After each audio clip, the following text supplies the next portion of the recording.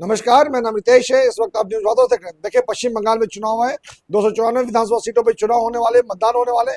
23 अप्रैल और 29 अप्रैल को मतदान होने वाले। और इस वक्त बीजेपी जो है काफी फुल फॉर्म में दिखी जा रही है। इस वक्त हमारे साथ खास जो मेहमान है वो प्रदीप लोधा दादा है, जो कि अभी वर्तमान सब गरबेटा से प्रत्याशी है। दादा 2016 में भी आपने चुनाव प्रत्याशी के रूप में लड़ा था। इस वक्त 21 में भी बीजेपी ने आप पे भरोसा जताया। कैसा चल रहा था दादा प्रदर्शन?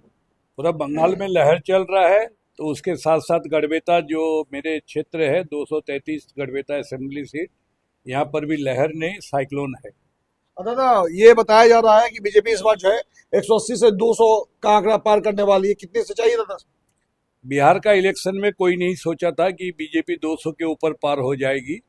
लोगों ने जो एस्टिमेट लगाया था सारे रिकॉर्ड टूट गया था। इस बार बंगाल में सारी रिकॉर्ड टूटने वाली है। बिहार की आपने बात कही दादा, हर प्रत्याशी जो है 50 मार्जिन से ऊपर लीड किया था इस बार। बंगाल में क्या लगता था, हर एक सीट पे बीजेपी कितने सीटों से मार्जिन और वोटों से मार्जिन लीड करेगी? नहीं, ये बात तो नहीं कह पाऊंगा कि कितने मार्जिन से बीजेपी जीतेगी, लेकिन हर सीट में कम से कम 20,000 से ऊपर भाजपा का मार्जिन रहेगा, ये गारंटी है। दादा, 15 साल से दीदी राज कर रही है, लेकिन देखा जा रहा है कि किसी विधानसभा में एक अच्छा जो अस्पताल नहीं है। अगर किसी व्यक्ति को इमरजेंसी आ जाती है, उसे दूर देश भागना पड़ता है, दूसरे राज्यों भागना पड़ता है। ये दादा कहीं ना कहीं ममता दीदी का फेलियर नहीं? पूरे बंगाल में ममता दीदी का ऐसा कोई काम नहीं है जो काम में वो सक्सेस है।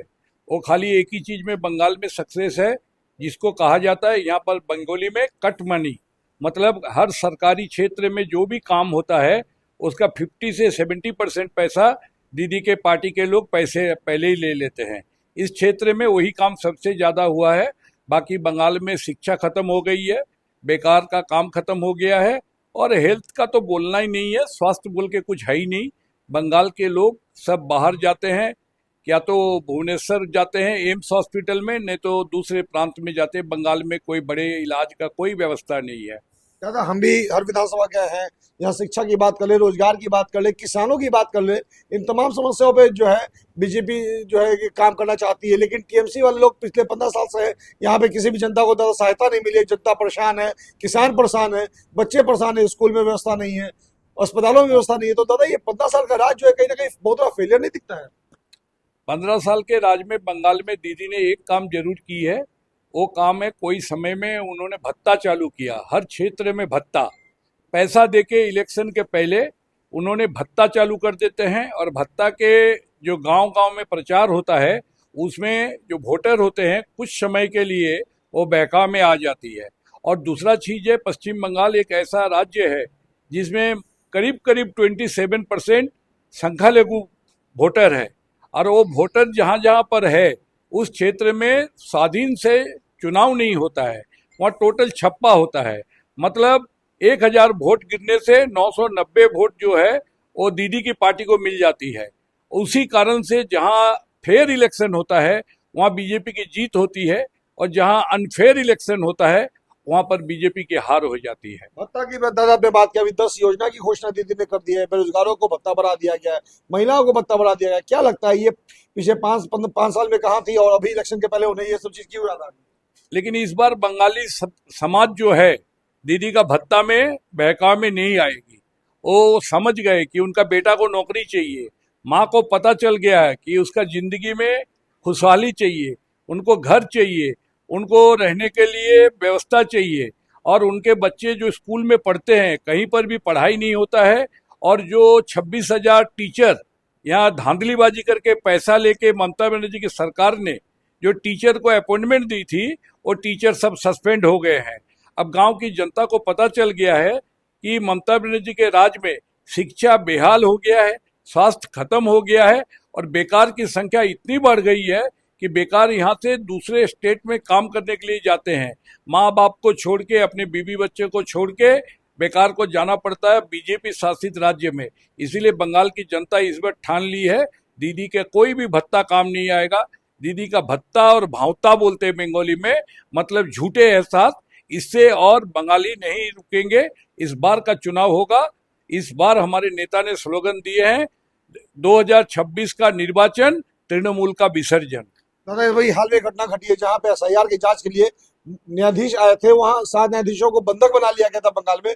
जब दादा न्यायाधीश सुरक्षा नहीं है तो आम जनता की क्या हाल होगी? यही बात तो भारत की जनता को सोचनी है कि ये कौन सा प्रांत है या न्यायाधीश सुरक्षित नहीं है तो आम आदमी को कहां से सुरक्षा मिलेगा।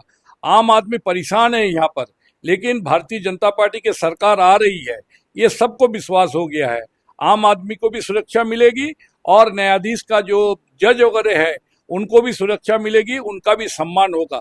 जो भी लोग शिक्षित हैं, जो लोग समाज के अच्छे लोग हैं, सबको सम्मान मिलेगा। और दीदी के जो गुंडागिरी है, दीदी का भाइयों जो है वो उत्तर प्रदेश में योगी जी ने जैसे कहे थे, या तो सुधर जाओ नहीं तो भाग जाओ, वही हाल बंगाल में होगा। या तो सुधर जाएगा नहीं तो बंगाल छोड़ के भाग जाएगा।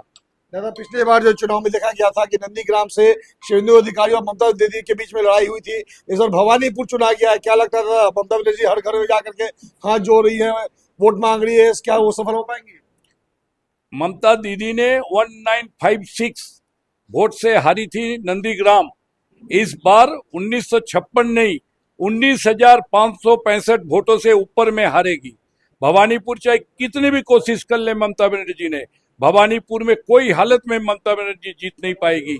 ये बंगाल की जनता एकदम ठान ली है कि शुभेंदु अधिकारी आने वाले दिन में ममता बनर्जी को भारी बहुमत से पराजित करके बंगाल के कर्णधार बनेंगे। गरबेटा की जनता दादा आपको जिता के सदन भेजती है, तो पहले गरबेटा में किन किन काम को पहले पूरा करना चाहेंगे आप? गड़बेता की जनता जब हमको विधानसभा में भेजेगी, मेरा पहला काम होगा, गड़बेता में बहुत शिक्षित लोग हैं, बहुत अच्छे लोग हैं, जिनको समाज में बहुत प्रतिष्ठा मिली हुई है, उन लोगों का मैं एक तो कमेटी बनाऊंगा।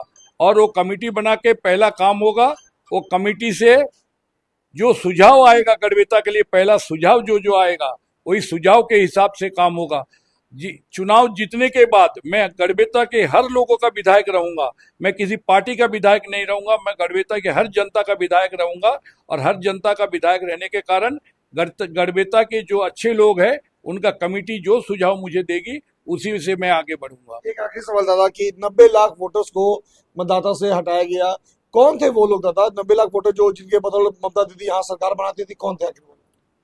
खास करके बंगाल का जो सीमा है, ममता बनर्जी के राज में इतने घुसपैठियों आए हैं, जो घुसपैठिए बंगाल का डेमोग्राफी चेंज कर चुके हैं। बंगाल का 6 डिस्ट्रिक्ट ऑलरेडी, जिसको हम लोग माइनॉरिटी कहते हैं, वो माइनॉरिटी अभी मेजोरिटी में बदल चुकी है। और कुछ डिस्ट्रिक्ट ऐसे हैं जो कुछ दिनों में ये अगर अवस्था रही तो ये डिस्ट्रिक्ट भी और मेजोरिटी हिंदू नहीं रहेंगे, हिंदू माइनॉरिटी हो जाएंगे। इसीलिए भारतीय जनता पार्टी की सरकार आना बहुत जरूरी है। और ये सरकार आएगी तो ये जो बंगाल के ऊपर जो इन्फिल्ट्रेशन या घुसपैठिए जो आते हैं ये बंद होगा, और जो घुसपैठिए आए हुए हैं उसको निकाला जाएगा। और वही SIR में हुआ है, अभी भी बहुत लोग रह गए हैं। आने वाले दिन में भारतीय जनता पार्टी की सरकार आने के बाद में वो अपने आप बंगाल छोड़ के चले जाएंगे। धन्यवाद। आपने सुना, ये थे प्रदीप लोधा जो कि गरबेटा से प्रत्याशी है बीजेपी के। दादा ने काफी खूब अच्छी बात कही कि अगर सदन इन्हें भेजती है जनता तो ये जनता के लिए खड़े रहेंगे।